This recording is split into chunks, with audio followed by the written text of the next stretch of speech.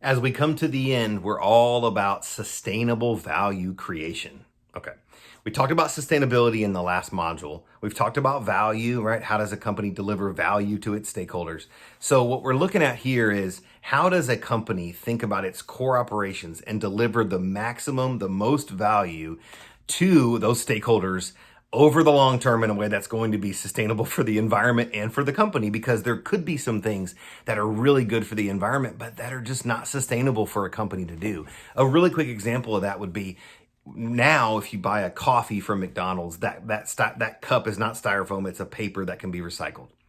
Well, for a while, McDonald's was only doing styrofoam cups, and they got enough outcry from stakeholders saying they had to make those styrofoam cups not styrofoam so they can be recycled. But it took a while to get there because it wasn't sustainable for them, right? It wasn't sustainable because of their scale, right? They sell so much coffee, and it would have been so expensive for them to be able to make that coffee cup recyclable that it took them a while to get there.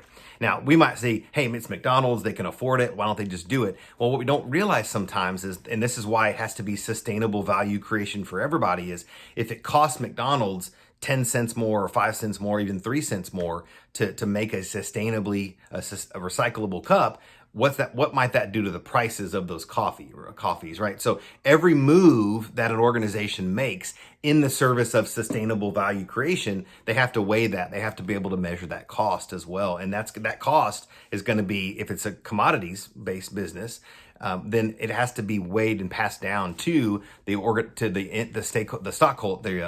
consumers, or it's going, our cost is going to go up. So that's the part that people sometimes miss when we want organizations to be sustainable. We have to recognize that cost might go up too, because frankly, it costs more in many cases, right, to try to be sustainable in those kind of things. But here's the sustainable value creation. So what of all this? When a company is able to find those win-win solutions and take what they do best and use that to drive society forward, that's going to be the best possible scenario when it comes to CSR.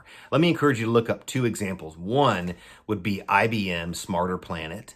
The other would be look at Verizon and look at how they're using their technology to solve social problems. We don't really think about Verizon sometimes. We think about them as phones and as a network.